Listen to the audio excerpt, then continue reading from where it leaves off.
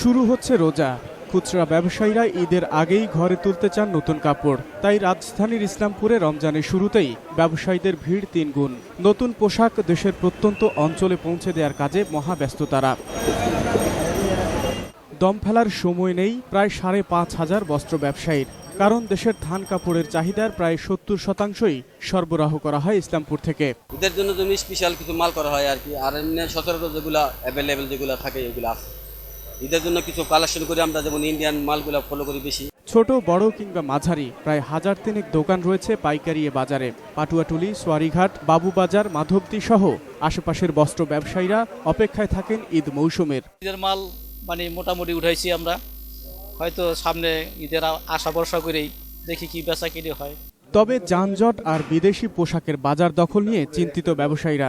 আমরা ব্যবসায়ীরা সারা বছর রমজান তাকায় থাকি। রমজান আমাদের মেন সিজন। আমাদের ইসলামপুরের মেন সমস্যা যানজট। এই যানজট না থাকলে আমাদের ব্যবসা আর বাড়তো। যানজট জন্য কাস্টমার আসতে পারে না, আমাদের যারা মাল কিনে তারা ঠিক বুঝে আসতে করতে পারে না। যানজট যদি কমলে আমাদের ব্যবসায় 50% থেকে 60% ক্ষতি হয়। নিরেট দেশীয় পোশাকের চাহিদা মেটাতেই নিবেদিত ইসলামপুরের বস্ত্র ব্যবসায়ীরা সুনজর চান ক্রেতাদের। আকবর হোসেন সুমন, ২১ টেলিভিশন, ঢাকা।